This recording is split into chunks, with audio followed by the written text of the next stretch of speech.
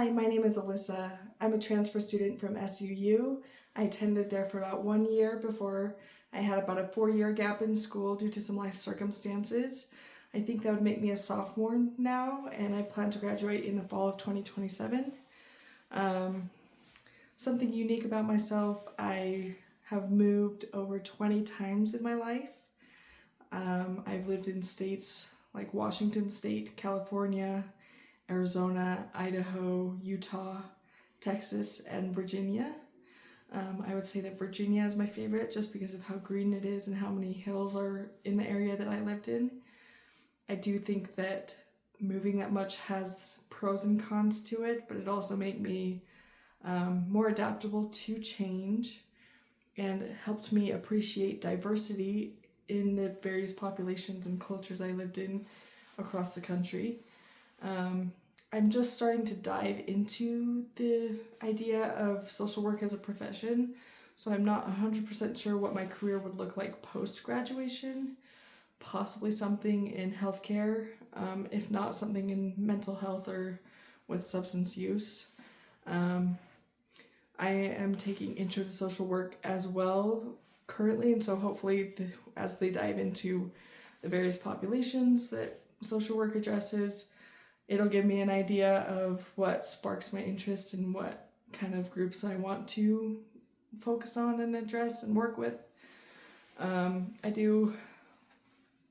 As far as my license and certifications and clinical degree, I am planning on completing alongside my associate's degree my certification in case management and my behavioral health technician certification. I plan to do work with those while I am working on getting my clinical degree at another school, finishing my undergraduate. I also, in this course, hope to gain a deeper understanding on how, human development and, obstacles in development are used in social work.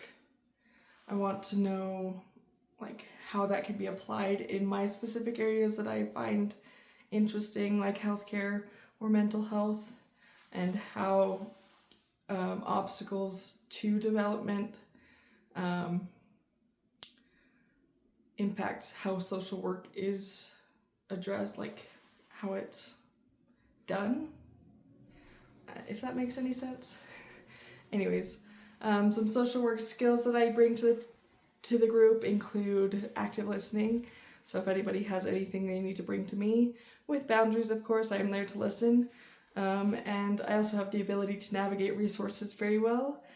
I have personal experience having to advocate for myself in various areas of my life, and having a passion for research and finding solutions is what made that successful. I believe both of those are vital skills when becoming a social worker.